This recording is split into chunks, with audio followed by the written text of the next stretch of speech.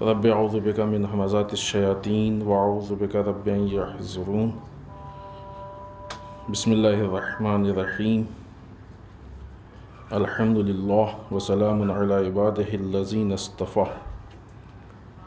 ولعنۃ الدائمۃ الباقیۃ علی اعدائہم اجمعین من الآن الی قیام یوم الدین اما بعد اوصیکم نفسی بتقوی اللہ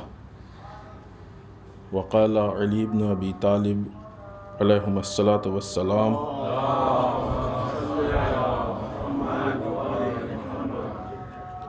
فنحن اعوان المنون وانفسنا نصب الحتوف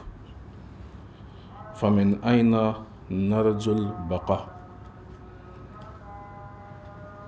اس خطبے میں سب سے پہلے اپنے نفس اور آپ سب کو اللہ کے تقوی کی طرف دعوت دیتے ہوئے اس لیے کہ تقوی الہی انسان کو اس کی زندگی اور موت دونوں کے لیے آمادہ کرتا ہے، ورنہ دنیا کا دستور یہ ہے کہ جو چیزیں انسان کو دنیا میں زندگی گزارنے کے لیے اچھا بناتی ہیں، دنیا کے البتہ معیار کے مطابق، وہ چیزیں انسان کے موت کے لیے اس کو آمادہ نہیں کر پاتی ہیں۔ اس کے برعکس اگر تقوی کو چھوڑ کے جو واقعی الہی دین ہے، جسے ہم اسلام ناب محمدی صلی اللہ علیہ وآلہ وسلم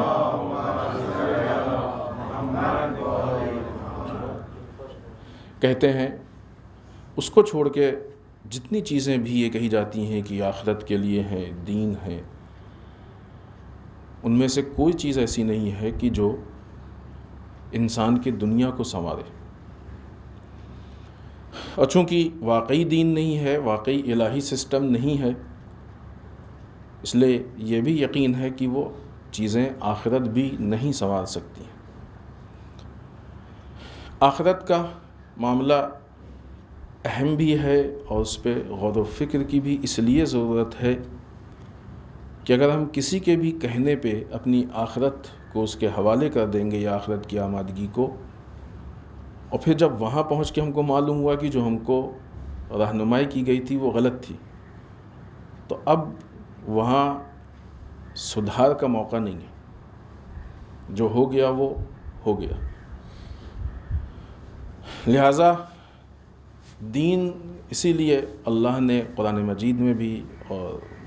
روایات میں بے انتہا اس بات کی تاکید کی گئی ہے کہ غور و فکر کی جائے، صحیح سے صحیح راستے اور بہترین راستوں کو پیش بھی کیا گیا ہے تاکہ انسان جب تلاش کرے تو صحیح اور بہترین راستوں تک پہنچ سکے۔ اکثر اوقات ایسا ہوتا ہے کہ تقوی کے نام پہ یا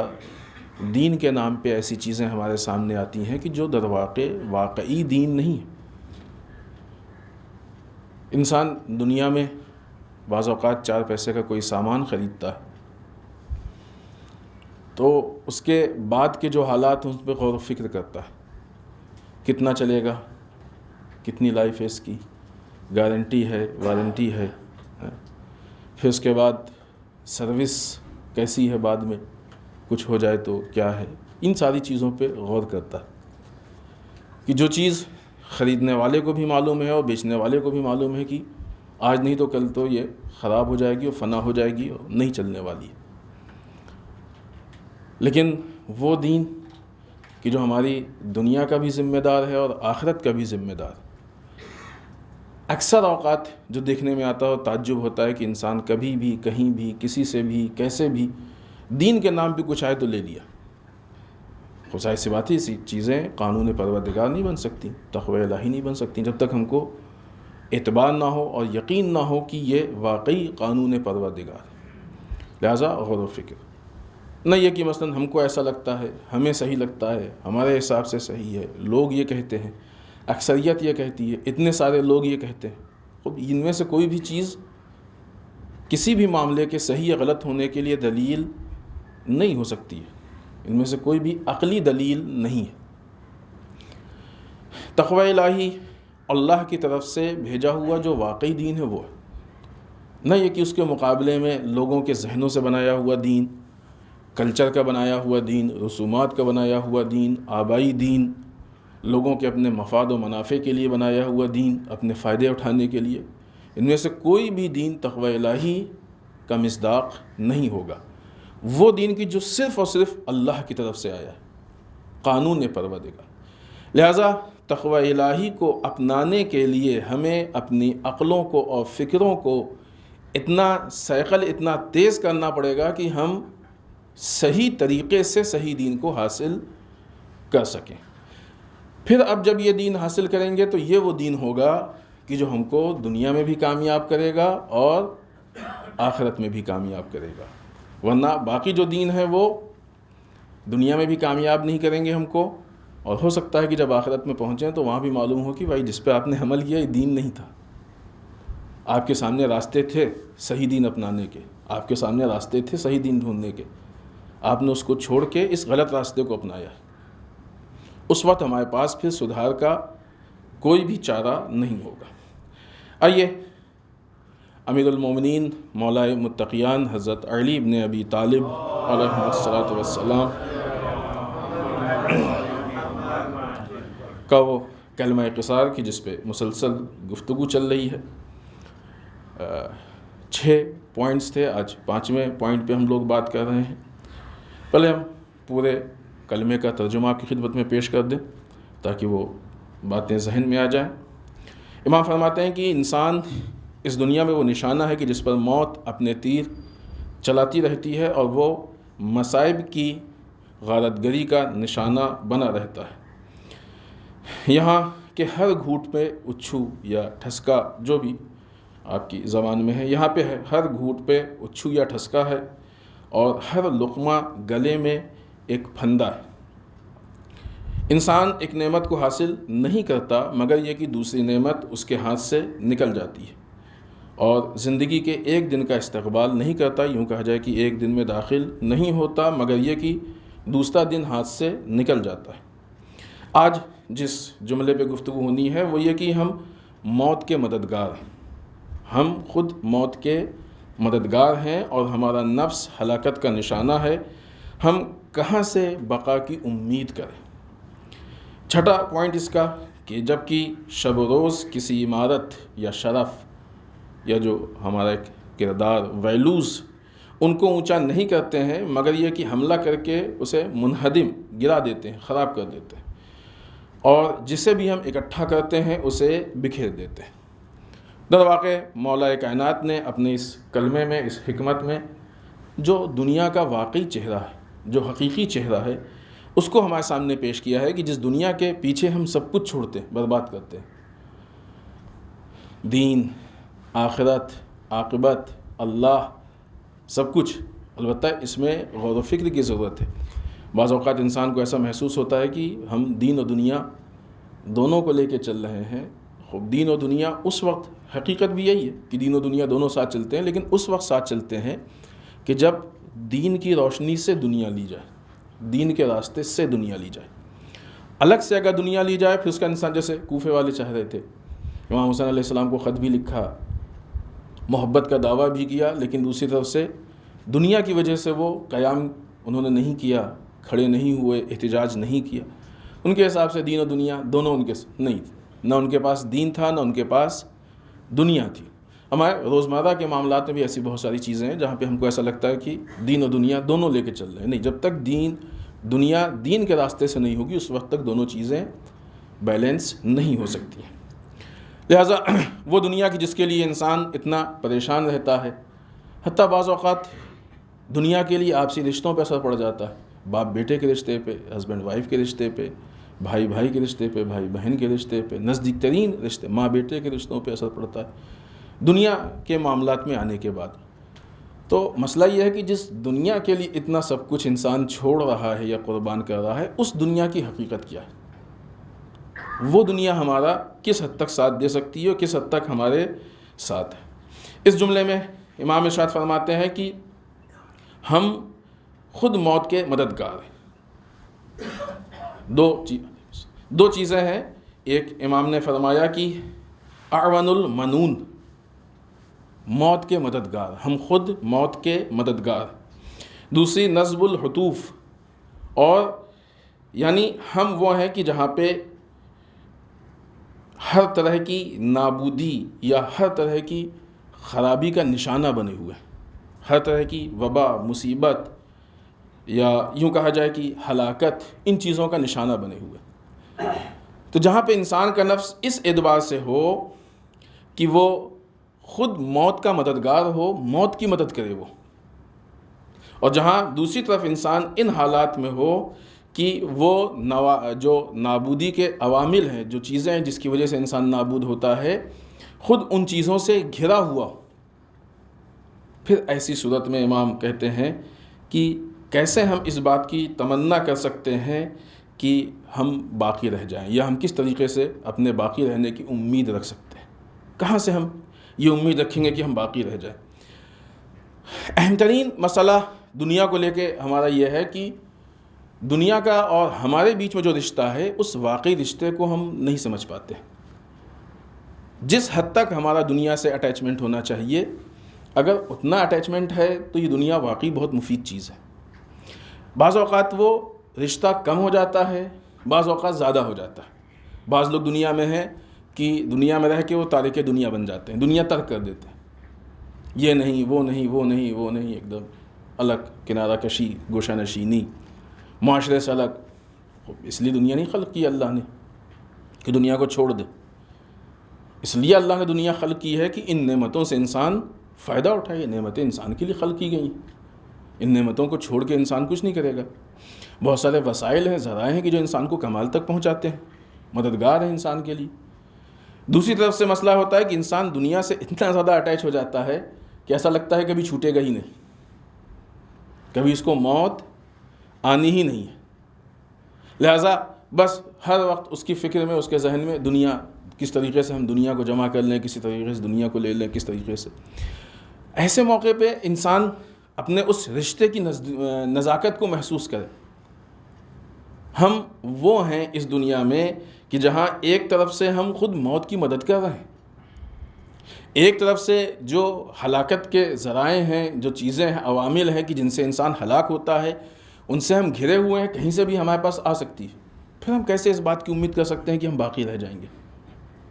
کہتے ہیں نہیں کہ امید پہ دنیا قائم ہے، لیکن یہ امید ہے کتنی بڑی، وہ کہاں تک ہے؟ ہر معاشرے میں، ہر جگہ، ہر علاقے میں ایسی مثالیں موجود ہیں کہ جہاں پہ لمحوں میں، گھنٹوں میں، سیکنڈوں میں ایسی موت واقع ہوئی ہے کہ اس کے بعد انسان کو موت کی جو یہ واقعیت اور حقیقت ہے، اس پہ مزید اس کا ایمان محکم و مستحکم ہو جانا چاہیے، مضبوط ہو جانا چاہیے، پکا ہو جانا چاہیے۔ کتنے ایسے لوگ ہوتے ہیں کہ جو ہمارے درمیان رہتے ہیں اور پھر اس کے بعد یک بارگی معلوم ہوتا ہے کہ انتقال ہو گیا ہے نا۔ بعض اوقات سنا ہوگا، کچھ گھنٹوں میں، کچھ دیر میں، بس ابھی اور اب تک کا معاملہ ہوا اور ختم ہو گیا۔ اس کے بعد انسان کو درس لینا چاہیے، وہ تو جس کے ساتھ حادثہ ہوا چلا گیا، لیکن یہ چیز ہمارے ساتھ بھی تو ہو سکتی ہے۔ آیا اس حادثے کے لیے، اس چیز کے لیے ہم نے اپنے آپ کو آمادہ کیا ہے؟ ہماری ساری کوشش اس زندگی کے لیے ہے کہ جس کا رشتہ اس کی ایک سیکنڈ کی بھی کوئی گارنٹی نہیں لے سکتا ہے، اور اس کے نتیجے میں اس زندگی کے لیے گارنٹی یا کوئی آمادگی نہیں ہے کہ جہاں ہم کو رہنا ہی ہمیشہ نا۔ وہ مشہور ہے، جناب ابوذر سے بھی مشہور ہے اور بعض اوقات معصومین سے بھی مشہور ہے روایت کی، کیوں ہے کہ جو انسان موت سے بھاگتا ہے نا، عموماً دیکھا ہوگا اپنے معاشرے میں ایسا کہا جاتا ہے، خدا نخواستہ، اللہ نہ کرے، اس طرح سے موت کے لیے انسان ہی نہیں، یا یوں کہا جائے دوسرے الفاظ میں اور بھی اس سے زیادہ بچنے کی تمنا، خواہش۔ ٹھیک ہے، یعنی وہ اس حساب سے بیلنس ہو کہ اس کا مطلب نہیں کہ آدمی بیمار ہو تو علاج نہ کرے، نہیں، اپنی زندگی کو بچائے، بہت قیمتی چیز ہے، اللہ نے عطا کی ہے، حتی الامکان زندگی کی حفاظت کرے، صحت و سلامتی کی حفاظت کرے، وہ ساری چیزیں اپنی جگہ پہ ہیں، حتی ایکسرسائز، ورزش، یہ ساری چیزیں شریعت نے کہی ہیں، اسلام نے اجازت دی اور کہا ہے، بلکہ بیلنس ہو کے چلیں، لیکن اس حد تک نہیں کہ موت کو بھول جائیں۔ لہذا جناب ابو ذر سے سوال کیا گیا کہ کیا وجہ ہے کہ لوگ موت سے بھاگتے ہیں یا موت سے بچنے کی کوشش کرتے ہیں؟ جواب دیا کہ 2 مکان ہیں تمہارے، ایک مکان کو تم نے بہت اچھا بنایا، بڑی خوبصورت، سارے وسائل، سب کچھ، دوسرے مکان کو ایسے ہی رکھا، کھنڈر ہو گیا۔ ابھی تم سے کوئی یہ کہے کہ جو مکان تم نے اچھا بنایا ہے اس کو چھوڑ کے والے میں چلے جاؤ، جائے گا کوئی؟ کوئی نہیں جائے گا۔ کیوں؟ اس لیے کہ جہاں ہم نے آمادگی کی ہے ہم وہاں رہنا پسند کریں گے، لہذا چونکہ ہم نے آخرت کی آمادگی نہیں کی ہے لہذا کوئی جانا پسند نہیں کرتا، ہم نے وہاں کی آمادگی کی ہے جہاں ہم رہ رہے ہیں۔ یہ اور بات ہے کہ چاہے جائیں چاہے لے جائیں، جانا تو ہے یہ چھوڑ کے، ہمیشہ یہاں رہنے والے ہم نہیں ہیں۔ تو ایک طرف سے ایک یہ اشارہ کہ یہ جو زندگی ہے یہاں پہ ہماری یہ زندگی خود موت کے لیے مددگار ہے، یعنی انسان جو عمر گزار رہا ہے، اس سے پہلے اسی سلسلے میں گفتگو ہوئی تھی تو ہم نے خود مولا کائنات کا ایک جملہ عرض کیا تھا کہ انسان کی ہر آنے والی سانس موت کی طرف بڑھتا ہوا قدم ہے۔ خود مولا کائنات کلمات قصاد میں اس سے پہلے گفتگو بھی ہو چکی اس پہ، تو یہ ہر بڑھتا ہوا قدم ظاہر سی بات ہے موت کے لیے مددگار، ہم خود موت سے نزدیک ہو رہے ہیں نا۔ مثلا موت اگر کھڑی ہے یہاں پہ، اب کوئی یہ بھی نہیں طے کر سکتا کہ کسی کی موت یہاں پہ ہے یا وہاں پہ، ہو سکتا ہے ایک ہی قدم پہ ہو، تو جہاں پہ بھی کھڑی ہے ہم ہر سانس میں اس سے نزدیک ہوتے جا رہے ہیں، تو یہ موت کے لیے تو مددگار ہوئے نا، ہم اپنے اعتبار سے خود موت کی مدد کر رہے ہیں، ہم چاہیں یا نہ چاہیں، جو نہیں چاہے گا وہ بھی موت کی مدد کر رہا ہے۔ دوسری طرف سے نصب الحطوف، یعنی جو بھی انسان کی نابودی کے عوامل ہیں، جو بھی ذرائع ہیں، وسائل ہیں جس کی وجہ سے انسان نابود ہوتا ہے، مثلا بیماریاں، بعض اوقات یہ سیلاب آتے ہیں، سائیکلون، زلزلہ، جنگیں، حادثہ یا وبا جیسے ابھی موجودہ جو حالات ہیں، یا اس کے علاوہ بہت ساری چیزیں دنیاوی اعتبار سے، لوگوں کے اعتبار سے پیدا کی جاتی ہیں، یہ ساری چیزیں ہیں کہ جو انسان کے زندگی کو نشانہ بنائے ہوئے ہیں، انسان کی جان کو نشانہ بنائے ہوئے ہیں، یعنی ہم ایسی جگہ پہ زندگی گزار رہے ہیں جیسے خود اس کلمے کے ابتدا میں جو مولا کائنات نے جو بات کہی ہے کہ جہاں چاروں طرف سے تیر آ رہے ہیں، یہ موت کے تیر، ان میں سے کوئی بھی تیر کبھی بھی ہمارے لگ سکتا ہے کہ جو ہماری زندگی کو ختم کرتے ہیں۔ ان حالات میں جبکہ ہمارا ہر قدم موت کی طرف بڑھ رہا ہے، موت کے مددگار ہیں، سامنے سے جو موت کے وسائل اور عوامل ذرائع ہیں وہ آ رہے ہیں، ان سے ہم گھرے ہوئے ہیں، کیسے ہم بقا کی امید رکھ سکتے ہیں؟ کس طریقے سے ہم یہ امید رکھ سکتے ہیں کہ ہم باقی رہیں، ہم یا باقی رہ جائیں گے یا باقی رہیں گے؟ لہٰذا انسان کی ذمہ داری یہ ہے کہ اپنے آپ کو ایک ایک لمحے موت کے لیے آمادہ رکھے۔ دنیا کا سارا مصرف اس لیے ہے کہ اس کو استعمال کر کے اپنے آپ کو آخرت کے لیے آمادہ کر لے۔ دولت کا مصرف کیا ہے؟ دولت کا مصرف یہ تھوڑی ہے کہ انسان کھانے کے لیے بیٹھے تو دولت کھا لے، پہننے کے لیے آئے تو دولت پہن لے، ایسا تو نہیں ہوتا۔ دولت وسیلہ ہوتی ہے، ذریعہ ہوتی ہے، اس کے ذریعے سے کھانا خریدا جاتا ہے، اس کے ذریعے سے کپڑے، اس کے ذریعے سے وسائل خریدے جاتے ہیں نا، یہ ذریعہ ہے۔ اسی طریقے سے دنیا، دولت ایک جز ہے اس پوری دنیا کا، ایک پارٹ۔ دنیا ہے تو یعنی سب کچھ آ گیا اس میں، جو وسائل ہیں، جو کھانا ہے، کپڑا ہے، جو بھی یہاں پہ عیش و آرام کا سامان ہے، جو بھی زندگی گزارنے کا سامان ہے، زندگی ہے، جو کچھ بھی ہے دنیا میں، حتیٰ خود ہماری زندگی، یہ ساری چیزیں وسیلہ ہیں، ذریعہ ہیں کہ اس کو انسان خرچ کرے اور خرچ کرنے کے بعد آخرت اور عاقبت کے سامان کو مہیا کرے۔ جب وہاں جائے تو اس کو بہترین مکان بھی ملنا چاہیے، اس کو بہترین، البتہ یہ تعبیر ہے دنیا کی ہے، وہاں کی زندگی وہاں کے حساب سے، لیکن جو بھی وہاں پہ ہم کو چاہیے ہوگا اس کا ذریعہ، وسیلہ، اس کے لیے کرنسی، اس کے لیے سرمایہ ہم کو اسی دنیا سے مہیا کرنا ہوگا، اور وہ سرمایہ اسی دنیا کو خرچ کر کے ہوگا۔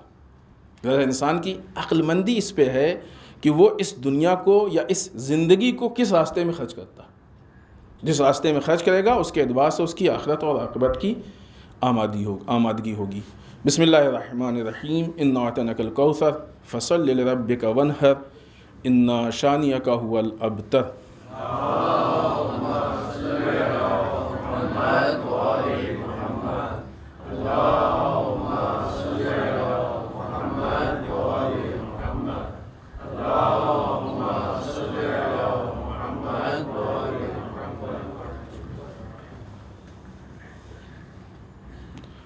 رب اعوذ بک من همزات الشیاطین واعوذ بک رب ان یحضرون۔ بسم اللہ الرحمن الرحیم، الحمد للہ الذی لا یبلغ مدحتہ القائلون ولا یحصی نعمہ العدون ولا یودی حقہ المجتہدون۔ اللہم صلی وسلم علی صاحب الدعوۃ النبویہ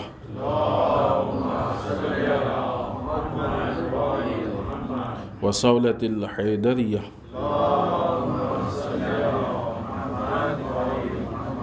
والعصمۃ فاطمیہ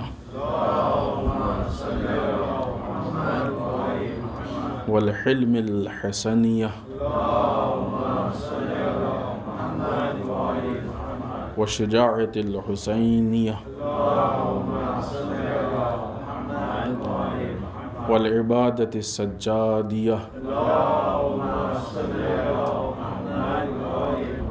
والآثار الباقریہ والمآثر الجعفریہ والعلوم الکاظمیہ والرضاء الرضویہ والجود التقویہ والنقاوۃ النقویہ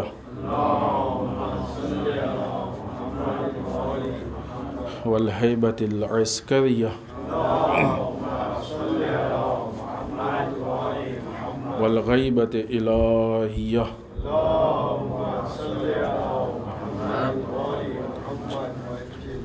واللعنۃ الدائمۃ الباقیۃ علی اعدائہم اجمعین من الآن الی قیام یوم الدین۔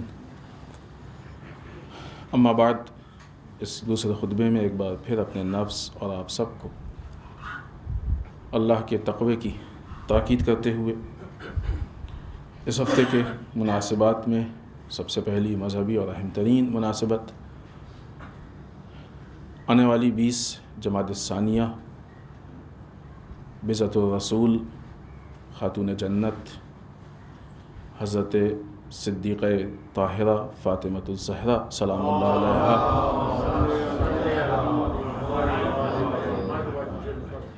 کی ولادت بسعادت کی تاریخ ہے۔ انشاءاللہ اللہ ہم سب کو توفیق دے کہ بی بی کی سیرت کو اپنا کے اس تاریخ کے طفیل میں ہم اپنی زندگی کو تبدیل کر سکیں، اور بی بی جو انقلاب آج سے 1400 سال پہلے لانا چاہتی تھیں وہ ہم ابتدائی طور پہ حد اقل اپنے وجود اور اپنے نفس میں لے آئیں تاکہ معاشرے میں وہ انقلاب آ سکے۔ بی بی کی سیرت نہ یہ کہ صرف خواتین کے لیے بلکہ معاشرے کے ہر فرد اور ہر طرح کے معاملات کے لیے، یعنی انسان اگر ذاتی اعتبار سے اصلاح کرنا چاہتا ہے تو اس سے متعلق بھی بی بی کی سیرت موجود ہے۔ شعبے کے اعتبار سے اگر آپ دیکھیں تو جسے ہم ظاہراً عبادت کہتے ہیں، عبادی اعتبار سے انسان اگر نمونہ عمل چاہتا ہے تو صدیقہ کی سیرت موجود ہے۔ آپ کی عبادتیں بے مثال عبادتیں جس کی تاریخ میں بے انتہا تعریف کی گئی ہے، اس کا ذکر کیا گیا ہے۔ اجتماعی سوشل اعتبار سے، پولیٹیکل اعتبار سے بی بی کی سیرت بے انتہا مضبوط سیرت موجود ہے، اور اہم ترین کارناموں کو صدیقہ نے انجام دیا ہے، باوجود اس کے کہ آپ کی عمر بہت مختصر تھی، اور بہترین کمال کی حد تک جو حجاب یا جو خواتین کے پردے اور عفت اور غیرت والے مسائل تھے، ظاہر سی بات ہے کہ آپ اس کے لیے بدرجہ اتم نمونہ عمل ہے. آپ کی مثال کائنات میں نہیں ہے. سیدۃ النساء العالمین ہے، پوری دنیا میں خواتین کی سیدہ یعنی سردار. لیکن اس حد تک ان ساری حجاب وغیرہ کی رعایت کرنے کے بعد بھی ان میں سے کسی مسئلے پہ عمل کرنے میں آپ کو مشکل نہیں ہوئی. ہمارے معاشرے میں یہ دو چیزیں الگ الگ سمجھی جاتی ہیں، متضاد سمجھی جاتی ہیں. اگرچہ الحمدللہ ابھی جب دین صحیح طریقے سے آ رہا ہے، جسے اسلام میں ناب محمدی کہتے ہیں، تو یہ فاصلہ ختم ہو رہا ہے، ورنہ تھوڑا پہلے جائیں تو یہ بہت بڑے پیمانے پہ تھا اور ابھی بھی ہے. وہ خواتین کی جو باحجاب ہوتی ہیں ان کو ایسا لگتا ہے کہ ہم آ کے کسی بھی مذہبی معاملے میں، کسی بھی پولیٹیکل معاملے میں، کسی بھی سوشل معاملے میں نہیں بول سکتے، باہر نہیں نکل سکتے، کچھ نہیں کر سکتے، بیٹھی ہوئی ہیں حجاب میں. اور جو لوگ ان چیزوں میں ایکٹیو ہوتی ہیں سمجھا جاتا ہے کہ ان کا حجاب جو ہے وہ بہت مناسب نہیں ہے. صدیقہ طاہرہ کی سیرت میں بہت ہی باریکی کے ساتھ ان پہلوؤں کو ذکر کیا گیا ہے. جہاں ضرورت نہیں تھی وہاں بی بی نے گھر سے قدم بھی نہیں نکالا، اور جہاں ضرورت پڑی وہاں بی بی دربار میں بھی پہنچ گئیں اور وقت کے حاکم کو بھی للکار دیا. پورا خطبہ بھی آپ نے وہاں پہ سنا دیا. نہ یہاں حجاب میں مشکل ہوئی اور نہ وہاں حجاب میں مشکل ہوئی. یہ صدیقہ طاہرہ نے اپنی اس بیلنس سیرت کو پیش کیا ہے. ورنہ یہ ہو ہی نہیں سکتا ہے کہ اسلام کی دو چیزیں ایک دوسرے کے لیے رکاوٹ بن جائیں. خاتون کا حجاب میں رہنا، گھر میں رہنا، یہ اسلام کا حکم ہے. دوسری طرف سے ایسے مسائل میں آواز اٹھانا، یہ بھی اسلام کا حکم ہے. اب اگر دونوں میں سے ایک دوسرے کے لیے کوئی چیز رکاوٹ اور مانع یا متضاد ہو جائے، ٹکراؤ پیدا ہو جائے، تو پھر کیسے ہو سکتا ہے کہ اسلام کے دو حکم آپس میں ٹکرا رہے؟ ایسی چیز کا حکم دیا گیا جس کو کیا ہی نہیں جا سکتا، ممکن نہیں ہے، عقل کے خلاف. صدیقہ طاہرہ نے اس کو بہترین طریقے سے اپنی سیرت میں پیش کیا. سب سے اہم مسئلہ یہ ہوتا ہے کہ اگر صحیح طریقے سے اسلام کے ان معاملات کو معاشرے کے سامنے نہیں پیش کیا جائے تو پھر وہ چیزیں دوسروں کے لیے دلیل بن جاتی ہیں اور اس سے پھر اسلام بدنام ہوتا ہے. لہٰذا اپنے عمل کی حیثیت سے بھی صحیح اسلام کا جاننا، اس پہ عمل کرنا ضروری ہے. اور اس حیثیت سے کہ ہم چاہیں یا نہ چاہیں، جس اسلام پہ ہم عمل کریں گے وہ اسلام دوسروں کے لیے ایک حجت اور دلیل بن جاتا ہے کہ مسلمان ایسے ہوتے ہیں، اسلام کا یہ قانون ہے، اسلام نے ایسا کیا ہے، خواتین کے ساتھ یہ کیا، فلاں فلاں، جیسا کہ لوگ مشہور بھی کر رہے ہیں. اور خاص کر کے اس زمانے میں جہاں بہت کچھ جھوٹ مشہور کیا جا رہا ہے، تو پھر اگر یہ بہانے مل جائیں تو انسان کس حد تک یا لوگ کس حد تک جو ہے وہ آگے بڑھیں گے. جہاں یہ تاریخ صدیقہ طاہرہ کی ولادت کی ہے وہاں عالمی پیمانے پہ اس کو روز مادر اور روز زن یعنی مدرس ڈے اور وومنس ڈے کے عنوان سے بھی منسوب کیا گیا ہے. اس سے پہلے بھی ہم نے یہ بات عرض کی تھی کہ مدرس ڈے کا مطلب یہ نہیں ہے کہ پورے سال ماں کی کوئی خبر گیری نہ ہو اور مدرس ڈے میں جا کے ایک گفٹ اور ایک پھول دے کے یہ سمجھیں کہ حق ادا ہو گیا. نہیں، وہ ذمہ داری ہمارے اوپر پورے سال ہے.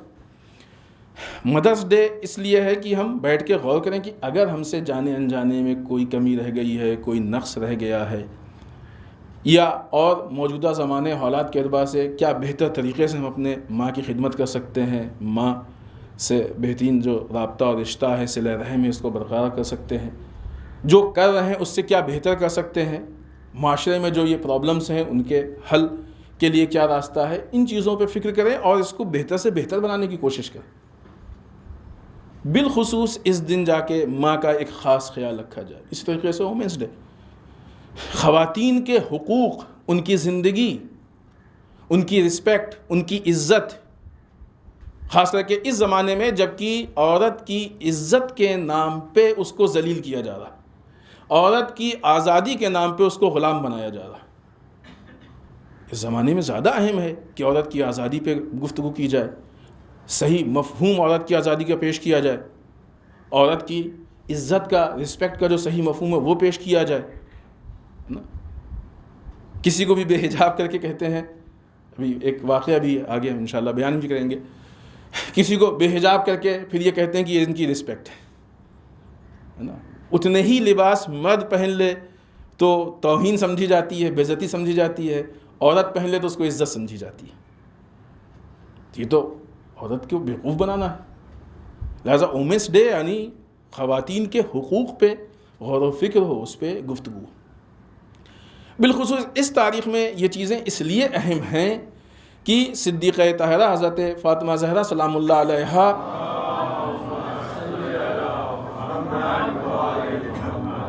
نے ایک خاتون، ایک عورت کی حیثیت سے بہترین، مکمل، کامل ترین، کامیاب ترین زندگی گزاری اس عمر میں کہ جس عمر میں عام طور سے معاشرے میں خواتین کو بھی بہت ہی چھوٹی اور کم سن لڑکی سمجھا جاتا ہے، بہت زیادہ ذمہ داریاں نہیں دی جاتی ہیں، بہت زیادہ ان سے امیدیں نہیں رکھی جاتی ہیں۔ اس عمر میں صدیقہ طاہرہ نے ان بڑے بڑے معرکوں کو حل کر دیا کہ جس کے لیے آج بھی لوگ تعجب میں۔ خوب بی بی کی سیرت بہترین مثال ہے، نمونہ عمل ان چیزوں کے لیے۔ بعنوان ماں اس عمر میں بی بی نے اپنے بچوں کی وہ پرورش کر دی کہ آج بھی دنیا صدیقہ طاہرہ اور ان کے بچوں کے احسان تلے دبی ہوئی ہے۔ یہ مسئلہ صرف وہ عقیدے کے اعتبار سے ہم نہیں کہہ رہے ہیں کہ ہمارے امام ہیں لہذا نہیں، یہ سسٹم کے اعتبار سے یہ چیز ثابت ہے، پروف۔ اس لیے کہ جب معاشرے کے اصلاح کی بات ہوتی ہے اور معاشرے کے اصلاح کے لیے انسان قربانی دیتا ہے تو اس اصلاح کے اثرات جہاں تک پہنچیں گے ان سب پہ وہ اصلاح کرنے والے کا احسان ہوتا ہے۔ اس پہ تفصیل سے گفتگو یا غور و فکر کی ضرورت ہے۔ یہ صدیقہ طاہرہ کی تربیت ہے کہ جو پورے معاشرے تک پہنچی ہے۔ لہٰذا انشاءاللہ ہم اس تاریخ میں بی بی کی سیرت اور بی بی کے جو کردار کے وہ پوائنٹس ہیں کہ جو ہمارے لیے بہترین نمونہ عمل ہیں ان کو ہم اپنانے کی کوشش کریں گے تاکہ ہماری زندگی بہتر سے بہتر بن سکے۔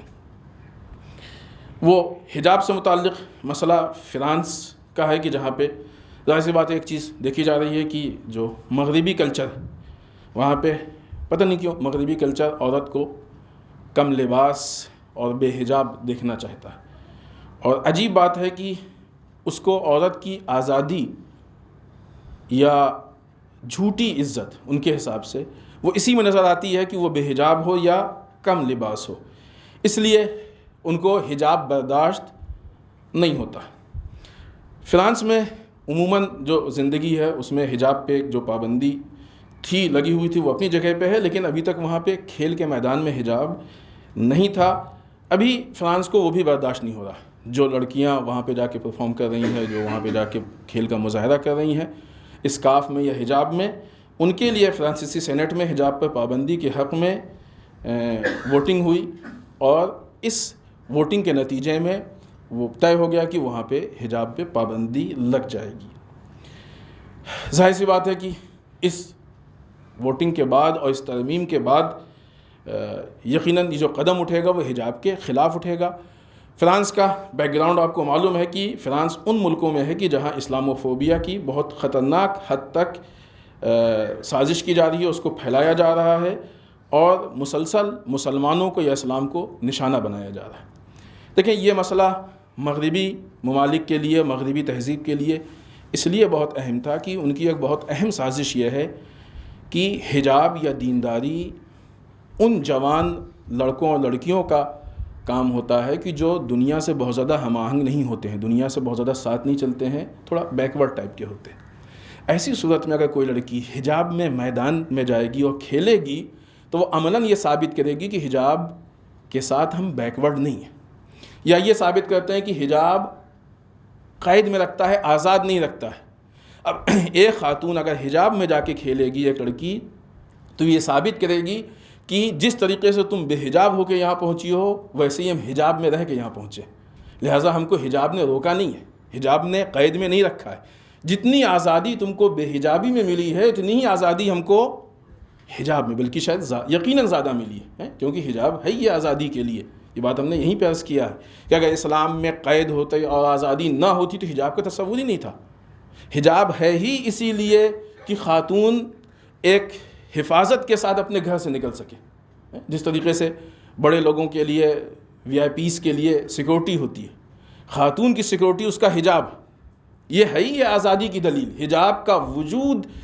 اسلام میں خاتون کے آزادی کی دلیل، لہٰذا یہ چیزیں عملی ثابت ہو رہی ہیں۔ اب اگر ان چیزوں کو پوری طریقے سے آنے دیا جائے گا، مسئلہ اس کا نہیں ہے کہ حجاب اور ان کی دلیل یہ ہے کہ وہاں پہ میں کھیل کے میدان میں مذہبی رنگ نہ دکھے اور فلاں دکھے اور فلاں دکھے، اتنی جگہوں پہ ہو رہا ہے کھیل، سب کچھ ہو رہا ہے، آج تک مذہبی رنگ سے کوئی پرابلم نہیں ہوئی، آپ کو کیوں پرابلم ہے؟ مسئلہ اس مذہبی رنگ کی پرابلم کا نہیں ہے، مسئلہ یہ ہے کہ اسلام عملی اعتبار سے لوگوں کے سامنے آ رہا ہے اور آپ اس کے مقابلے میں جو چیز پیش کر رہے ہیں وہ نہایت احمقانہ ہے۔ اسلام مقابلے میں لاجک پیش کر رہا ہے اور آپ کو یقین ہے کہ جب حماقت کے مقابلے میں لاجک آئے گی تو حماقت ہار جائے گی اور لاجک جیت جائے گی۔ لہٰذا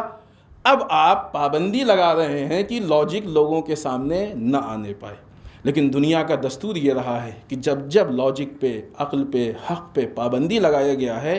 تب تب وہ اور ابھر کے لوگوں کے سامنے آئی۔ لہٰذا اس پابندی سے یقیناً آپ کے میدان میں حجاب نہیں دکھے گا، اس میں کوئی شک نہیں، لیکن آپ دنیا سے حجاب کو ختم کرنے میں کامیاب نہیں ہو سکتے۔ حجاب